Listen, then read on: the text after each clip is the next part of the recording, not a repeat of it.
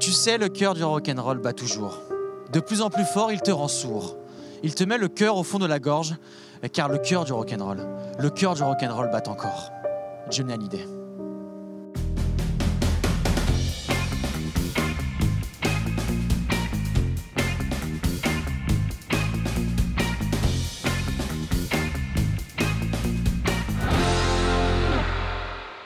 Et salut à tous, bienvenue dans Sur Place, l'émission qui vous emmène sur le terrain au cœur de l'actualité. Vous pensiez peut-être que nous aussi nous allions faire une émission spéciale Johnny Hallyday. Eh bien non, même si on pense bien à lui, on va parler plutôt aujourd'hui d'autres rockers, des rockers qui ont du cœur. Cet événement solidaire qui existe à Nantes depuis 30 ans. Le principe, vous le connaissez certainement, un ticket d'entrée pour de beaux concerts contre un jouet neuf d'au moins 10 €. On va replonger dans le livre des archives et des souvenirs de cet événement qui est attendu à Nantes tous les ans.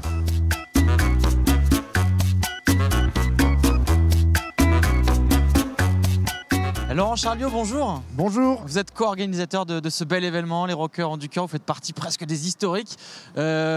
On commence ici, là, devant, Stéréolux.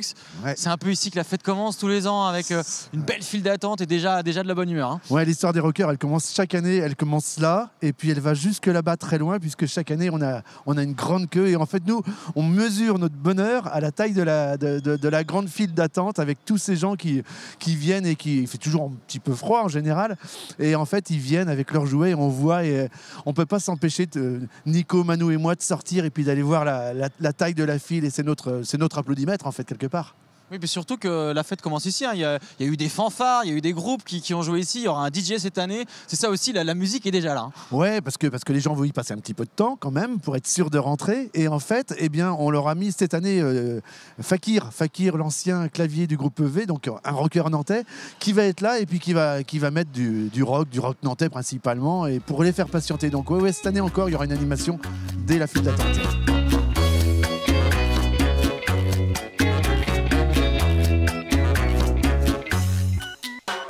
Désormais à l'intérieur de Stéréolux pour évoquer ces 30 ans, bien sûr, des Rockers ont du cœur. La première édition, c'était en décembre 88 à Saint-Sébastien-sur-Loire, à l'Escale. Ouais, c'est un beau souvenir. Saint-Sébastien, c'était la première fois que ça se passait et la première fois qu'on voyait comme tout à l'heure, les Rockers avec leur blouson de cuir. On est dans les années 80. On avait 500 à peu près déjà. Ouais, c'est ça, tout à fait. Les 500 premiers jouets. Et puis voilà, puis on est passé par l'Olympique. On a vécu beaucoup. On a siégé à l'Olympique. Et puis voilà, Stéréolux depuis maintenant 7-8 ans. D'ailleurs, vous avez repris le bébé avec Manu des Elmer Footbeat. C'était encore à l'Olympique, c'était en 2004. Pourquoi vous êtes lancé dans cette aventure ? En fait, Manu, lui, c'était légitime. Il reprenait l'aventure qu'il avait créée, puisqu'on le sait, c'est une aventure créée par les Elmer et la famille des Elmer, on va dire, au sens large. On pourrait citer Anita, Enola et compagnie. Et puis Manu, il a eu envie, à un moment, il a vu que ça vivotait un petit peu, il a eu envie de reprendre le flambeau. Et puis moi c'était juste au moment de la sortie de mon livre sur la fabuleuse histoire du rock nantais, et qui ressoudait un petit peu les liens de toute la famille nantaise du rock. Et donc Manu m'a appelé, parce qu'on se connaît depuis longtemps.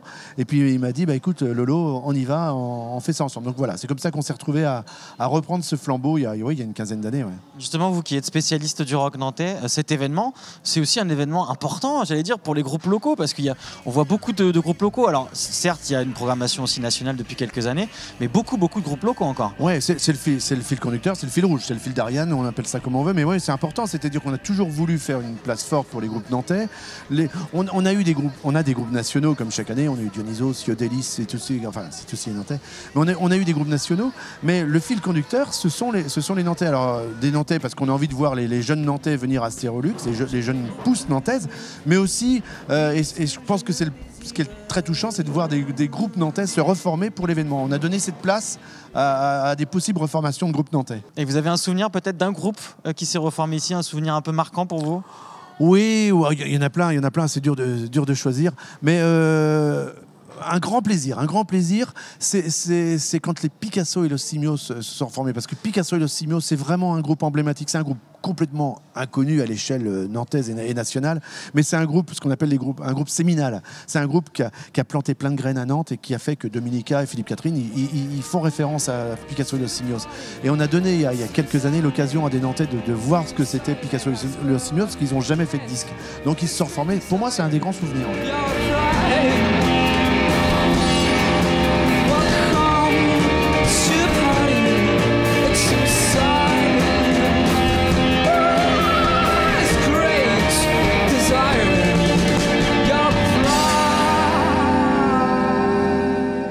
est désormais avec le chanteur emblématique d'Elmer Footbeat, Manu. Emblématique, j'aime beaucoup. Bonjour. C'est beau, c'est emblématique, charismatique, oui, légendaire. Tous les trucs en hic. C'est pas mal. Qui vous êtes aussi, bien sûr, un personnage central dans l'histoire des Rockers du Cœur.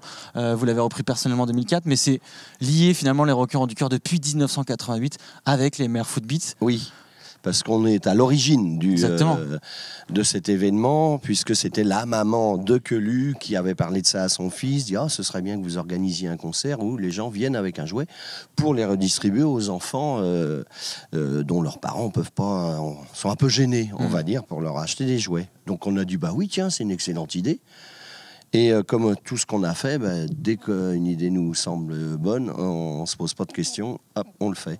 Et ça a effectivement hyper bien fonctionné dès la première année. Ouais. Car il faut le dire, on parle beaucoup de fêtes, on parle de musique, mais c'est avant tout une action de solidarité en faveur des enfants défavorisés. Tous les cadeaux sont remis au Resto du Cœur. Pourquoi cet engagement auprès des enfants, j'allais dire? Qu'est-ce qui vous touche particulièrement peut-être? Déjà, c'est les enfants, bien sûr. Parce qu'un enfant heureux est un adulte moins con. Donc si tous les enfants pouvaient être heureux, je pense qu'il y aurait moins de cons. Voilà, c'est tout. Un événement utile d'ailleurs qui a été soutenu dans les années 90 par à l'époque le ministère de l'Action sociale. Il y a eu l'Olympia aussi en 92, si je ne me trompe pas. Et oui, parce qu'en fait, à l'époque, il y avait Anita, Tata Anita, que nous l'appelions, qui avait donc pour le coup chapeauté tout ça. Enfin, on lui avait refilé le bébé et elle avait créé vraiment un truc national, on va dire. Donc il y avait Jacques Lang, Jean-Marc Ayrault pour Nantes, il y avait des artistes nationaux, dont un des membres des Tambours du Bronx, Charlie Licouture, des gens comme ça.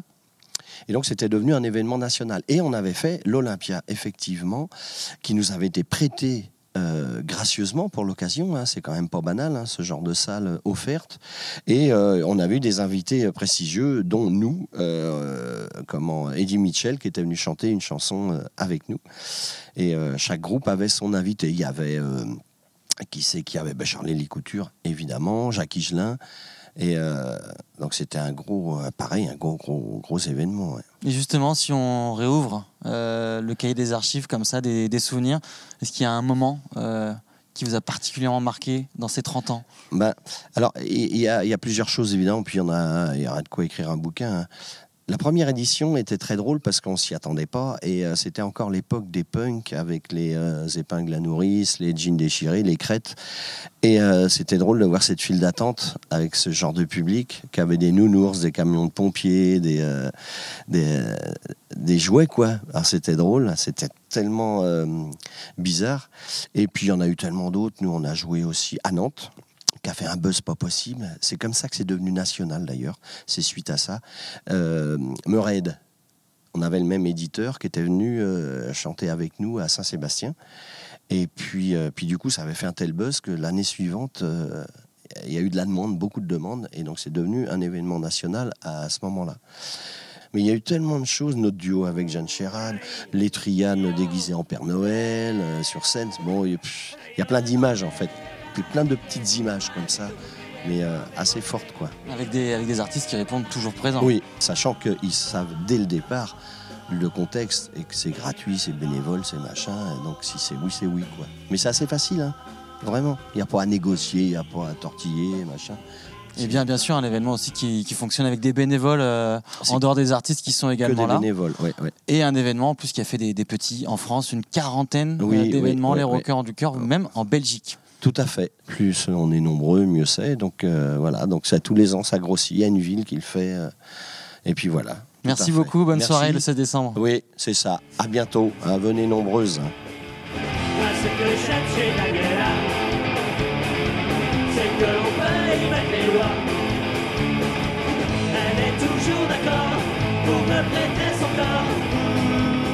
Nicolas Brotteau, bonjour. Bonjour. Vous êtes le troisième élément de ce trio de choc à la tête à l'organisation des Rockers du Cœur. 30e édition cette année. Vous êtes arrivé en 2011, c'était au moment du déménagement de l'Olympique à Stérolux, ouais. Pourquoi avoir rejoint cette aventure du coup? C'est Laurent qui m'a demandé de les rejoindre. Laurent Charliot. J'avais déjà fait plusieurs éditions avant en tant que spectateur. J'ai fait de la photo, j'ai fait de la vidéo aussi pour les aider, donner un petit coup de main. Et puis en 2011, avec l'arrivée de Stérolux. Mes deux compères, ça leur aura peut-être fait peur, un gros bâtiment comme ça. Ils voulaient un peu de sang neuf aussi. Il y a les outils modernes aussi qu'il fallait maîtriser, Facebook et compagnie, qui ne maîtrisent pas trop. Petite pique comme ça au passage. Non, mais ils le savent. Et puis changement de dimension aussi, parce qu'une jauge plus importante, 2 salles. Une programmation aussi qu'il fallait faire un peu évoluer en ayant des têtes d'affiche qui sont capables de ce faire lieu là, ça venir permet aussi d'attirer des grands noms, en tout cas peut-être aussi des personnalités de la scène nationale hein, aussi. Hein. Oui, c'était une volonté aussi de Laurent à la base, mais en sachant que la salle maxi c'est 1200 personnes et la salle micro c'est 400, donc ça fait 1600 personnes au total qui peuvent venir à Stérolux. L'Olympique c'était 800, donc on double la jauge, donc il faut quand même des noms qui sont capables de faire venir, déjà rien que le nom, un seul nom capable de faire venir 1000 personnes.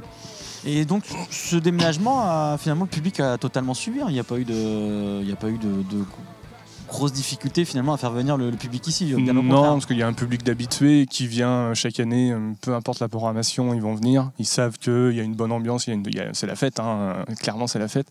Et puis il y a du public qui vient qui va juste venir pour une année parce qu'il y a un groupe qu'on a fait venir et qui les plaît. Ça a été le cas avec C2C en 2013 où clairement on a vu un public très jeune. Qu'on ne garde peut-être pas forcément, mais bon, c'est pas grave. Au moins, il est venu, il a découvert l'événement, découvert la cause de récolter des jouets qui sont distribués aux enfants, surtout ça, le but principal. Pour finir, peut-être cette particularité aussi ici lors de cette soirée, c'est que souvent les artistes ne font pas leur spectacle habituel. Ils font des reprises, ils font des duos, ils ont des invités. Et c'est ça aussi qui est plutôt sympa pour le public, hein, c'est de voir un spectacle qu'ils ne verraient par ailleurs. C'est ce qu'on demande au groupe et en général ils jouent le jeu, c'est-à-dire c'est pas de faire leur set habituel, déjà les sets sont plus courts parce qu'il y a quand même 8 sets à faire passer, donc on va pas finir non plus à 5h du matin. Et donc du coup chaque groupe va jouer entre une demi-heure et 1 heure maximum et tout le monde essaye de faire un minima, une petite reprise soit d'un autre groupe nantais ou faire carrément autre chose. En général les groupes jouent le jeu quoi. Merci beaucoup Nicolas, on vous souhaite une très très bonne soirée, une très très belle 30e édition et joyeux anniversaire. On espère, merci. Les Rockers ont du cœur, c'est donc samedi 16 décembre, ouverture des portes à 19h15 ici à Stérolux et à suivre en direct sur Télé Nantes à partir de 19h40. Les coulisses, les concerts, vous saurez tout et il y a du très beau monde. Dominique A, Jeanne Chéral, Voyou, Philippe Catherine et bien d'autres encore. L'occasion de faire une bonne action en passant une très bonne soirée. Nous on se retrouve très vite sur Télé Nantes.